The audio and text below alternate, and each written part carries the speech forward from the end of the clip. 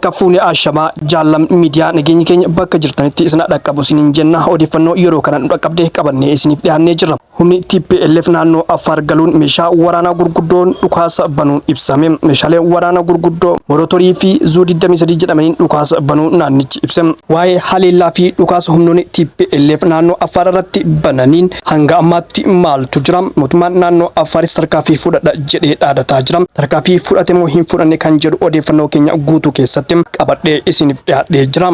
Odeeffannoo keenya biraatiin muummichi ministeera Itoophiyaa Dr. Abiy Ahmed Itoophiyaan ulaa galaanaa argachuun ishee dirqama jedhanii erga paarlaamaa irratti dubbatanii Isaayyaas Afeworqi gara Misiritti imaluun isaanii ni yaadatama. Misir Itoophiyaan ulaa galaanaa akka argattu hin barbaadu. Pirezidaantiin Isaayyaas Afeworqi turtii guyyaa 5 Kaayirootti dabarsaniin maal irratti walii galan kan jedhu odeeffannoo keenya guutuu keessatti argachuu dandeessu nu faana tura. Odeeffannoon keenya kana qofaa miti odeeffannoo biroos qabannee isiniif dhiyaannee jira. Isinis viidiyoo kana hamma xumuraa ilaalaa like share godhuu hin dagatina. Namoonni jiru miidiyaadhaaf haarawaa taatan yookaan subscribe godhin subscribe gochuudhaan maatii keenya akka taatan isiniin jenna. Gara guutuu odeeffannoo keenyaatti isin dabarsina. Isinis hamma xumuraan faana turaan affeerraa keenya.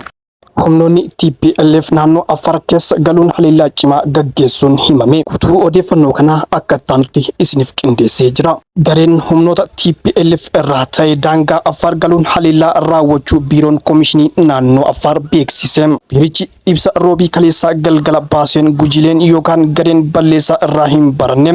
Gareen TPLF har'a daangaa naannoo Affaar humnaan seenuun namoota nagaa irratti haleellaa meeshaa waraanaa jabaa akka Morootorii fi Zuu-23 jedhamuun raawwateera jedhame. Ibsi kun gareen TPLF akkuma barame Morootorii fi Zuu-23 fayyadamuun namoota nagaa dhukaasaan tumuu akkuma barame ummata shororkeesseera jedhame. Guyyaa kaleessaa sadaasa 5 bara 2025 halkan keessaa sa'a tokko keessa haleellaan kun raawwachuu ibse biiroon koomishinii naannicha.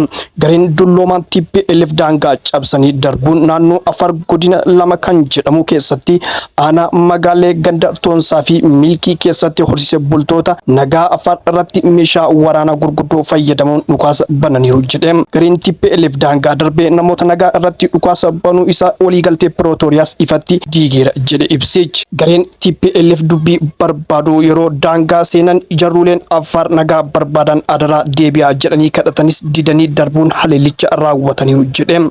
Mootummaan naannoo Affaar gareen TPLF haleellaa raawwate gochaa isaa kana irraa hin deebi'u taanaan tarkaanfii akka fudhatu akeekkachiise. Mootummaa yeroo fi naannoo Tigraayis ta'ee paartii TPLF waa'ee haleellaa kana ilaalchisee ibsi baase hin qabu. Gareen haleellaa kun kan dhagahame waggaa 5ffaa humni TPLF liizii kaaba humna waraana Itoophiyaa irratti bane irrattidha. Kana ilaalchisee intomaajoriin waraana Itoophiyaa Fidal Maarshaal Biraanuu Juulaa yaadannoo waggaa 5ffaa isaa irratti nuuganaan humna waraana daangaa Tigraay kabachiisuuf uummata Tigraay tiksuuf waggaa hedduu achi ture. Misooma hojjechiisuuf ture duubaan waraanaan ni ganan waan akkasii seenaa Itoophiyaa keessatti ta'ee hin beeku jedhan. Naannoo Tigraay keessa wal qoqqooduun siyaasaa fi humnoota hidhatan gidduu jiru akka malee babal'ataa dhufeera. Humni hidhate humna TPLF irraa adda bahee naannoo daangaa Affaarii fi Tigraay buufachuun qabsoo hidhannoo gaggeessa jedhee socho'aa jira. Qaamni kun humna nagaa Tigraay jechuun kan of waamu yoo ta'u lafa bilisa Tigraay jedhee buufatee bulchiinsa TPLF morma.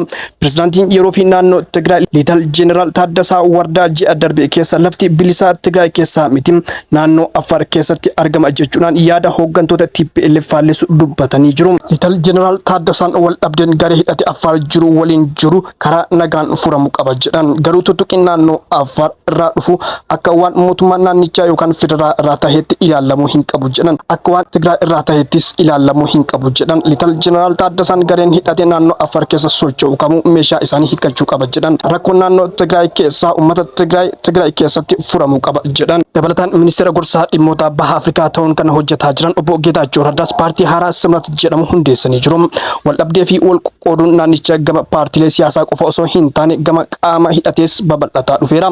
Mootummaan Itoophiyaa gaggeessota TPLF mootummaa Eertiraa waliin hojjetaa jiru jechuudhaan himate. TPLF mootummaa waliigaltee Pirootooriyaa kabajaa hin jiru jechuudhaan komata. Mootummaan Itoophiyaa ammoo waliigaltee cabsaa kan jiru TPLF jechuudhaan hima. Dabalataan humni biraa hidhatee naannoo Affaar keessa buufachuun mootummaa Eertiraa mormuus jira. Gareen TPLF ajandaa Shaabiyaa hojiirra oolchuun mootummaa federaalaa walitti bu'iinsa keessa galchuuf gama Affaariin qoncoloo hojjechaa jira. Gocha isaa dhaabuu qaba jedhe gorsaan ministeera muummee dhimma baha Afrikaa obbo Geetaachoo Raddaa. Obbo Geetaachoo Raddaa hooggantoonni waraana Tigraay Fees Manjuusii fi Yohaannis Maadad jedhaman hojii walitti bu'iinsaa kaasuu jalqabdan dhaabaa jechuudhaan maqaa dhahanii akeekkachiisanii jiru. Obbo Geetaachoon gareen hooggansaa TPLF kan isaan garee boodatti hafoo jechuudhaan waaman waliigaltee Pirootoriyaa diiguuf tuttuqaa hedduu raawwachaa jiru jedhan. Garuu mootummaan federaalaa deebii kennuu irraa of qusateera jedhan. Gochi mootummaa federaalaa walitti bu'iinsa keessa galchuudhaaf qaamni Affaar rakkoo uumaa jira. Kunis ajandaa ajaja isaanii Shaabiyaa hojiirra oolchuuf kan raawwatamaa jiru ta'uu himanii jiru. Obbo Geetaachoon ofiifis yeroo waraana Tigraay waggoota lama oliif gaggeeffamaa ture sana hooggantoota TPLF ama qeeqanii fi boodatti hafoo jedhan waliin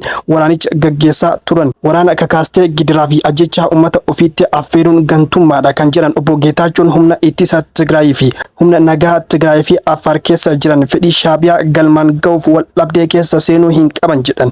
Gareen Affaar keessa maandheeffatee humna TPLF irraa citee bahe yoo ta'u gaggeessitoota TPLF ni morma. Obbo Geetaachoon kana haa jedhan malee qaamoleen lamaanuu ergama Shaabiyaa yookaan hariiroo isaanii waliin qabaachuu isaanii wanni ibsan hin jiru. Namni waa'ee Tigraay fi yaaduu fi dhimmamu waliigaltee Pirootoriyaa waggaa 3f deemu eessa gahe jedhee gaafachuu qofatu gargaara jedhan Obbo Geetaachoo Raddaa. Egaa hordoftootaa fi kabajamtoota maatii Jiruu Miidiyaa odeeffannoon keenyas akkuma itti fufeetti jira. Gara odeeffannoo keenya itti aanutti isin dabarsinaa isinis laayikii sheerii tuquun hin dagatinaa. Namoonni Jiruu Miidiyaadhaaf haaraa taatan yookaan subscribe gochuudhaan maatii keenya akka taatan isin jenna. Odeeffannoo keenya itti aanuun muummichi ministeera Itoophiyaa Dr. Abiy Ahmed Itoophiyaan ulaa galaanaa argachuun ishee dirqama jedhanii erga paarlaamaa irratti dubbatanii booda Isaayyaas Afeworqi gara Misir imalanii turan. Misiriin Itoophiyaan ulaa galaanaa akka argattu hin barbaadu. Pirezidaantiin Isaayyaas Afeworqi turtii guyyaa 5 Kaayirootti dabarsaniin maal irratti walii galan guutuu odeeffannoo kana akka taanutti isiniif qindeessee jira. Pirezidaantiin Eertiraa Isaayyaas Afeworqi biyyoonni qarqara galaana diimaa jiran qarqara bishaan isaanii akka tiksan akeekkachiisan. Pirezidaantiin Isaayyaas daawwannaa guyyaa 5 booda Misirii gara Asmaraatti deebi'anii jiru. Daawwannaa isaanii kun yeroo muddamni Itoophiyaa fi Eertiraa gidduu hammaatetti taasifame. Hidha Abbayyaa kan xumurte Itoophiyaan galaana diimaa ajandaa godhattee jirti. Itoophiyaan galaana diimaatti bahuun fedhii biyyoolessaa kiyya jechuun labsattee jirti. Aangawoota Itoophiyaas ajajoonni waraanaa Itoophiyaas kana irra deddeebiin dubbataa jiru. Eertiraa fi Misiriin immoo kana gammachuu hin qaban mormuus itti fufanii jiru. Dhimma hidha haaromsaa irratti Itoophiyaa waliin muddamaa kan qabdu Misiriin immoo biyyoota Itoophiyaa waliin hariiroo gaarii hin qabne ofitti qabu itti fuftee jirti. Pirezidaantiin Isaayyaas Afeworqi pirezidaantii Misir Abdul Fattah al-Sisi waliin Kaayirootti dhimmoota waloo fi gaafa Afrikaa irratti mari'atanii jiru. Yeroo muddamni Itoophiyaa fi Misirii gidduu hammaatee jirutti masaanuun Itoophiyaa Misiriin Eertiraa bira akka dhaabbattu beeksifte. Reewwan lamaan Misiri bal'aa erga godhattee booda al-Sisi Misiriin birmadummaa fi daangaa tokkummaa Eertiraa akka deeggartu beeksifte. Reewwan lamaan sochii naannichaa keessa jiru keessaa haala Suudaan, Somaaliyaa fi nageenya galaana diimaa irratti mari'atanii ibsanii jiru. Misirii fi Eertiraan dhimma gaafii ulaa galaana Itoophiyaa irratti ejjennoo wal fakkaataa qabu. Dhiyoodhuma ministeerri dhimma alaa Misir Barrii Abdallaa bulchiinsi galaana diimaa Itoophiyaa hin ilaallatu jedhanii jiru. Sababni isaas Itoophiyaan biyya ulaa galaanaatti ishee baasu hin qabdu jedhan. Itoophiyaan immoo keessumaa buufata galaana Asab Eertiraa jala jiru akkaataan dhabdee seenaanis seeraanis sirrii miti jettee amanti. Ministeerri muummee Itoophiyaa Dr. Abiy Ahmed galaana diimaa akka itti hidhamnee rakkoo seerummaa akka qabu kan agarsiisu dhaabbileen murticha keessa akka hin hirmaanne jechuudhaan paarlaamaa irratti dubbatanii jiru. Itoophiyaan qabsoo waggaa 30 ol fudhateen galaana diimaa dhabdee galaana diimaa argachuuf garuu waggaa 30 ishee hin barbaachisu jechuudhaan dubbatan. Egaa hordoftoota fi kabajamtoota maatii Jiruu Miidiyaa odeeffannoon ammaaf qabannee isiniif dhiyaanne hanganumaa odeeffannoo keenya biraatiin hamma walitti deebinutti nagaan turaa isiniin jenna. Namoonni Jiruu Miidiyaadhaaf haaraa taatan yookaan subscribe godhin subscribe gochuudhaan maatii Jiruu Miidiyaa akka taatan akkasuma like share gochuudhaan jajjabeessaan dhaamsa keenya waan hojiin turtaniif galatoomaa ulfaadha.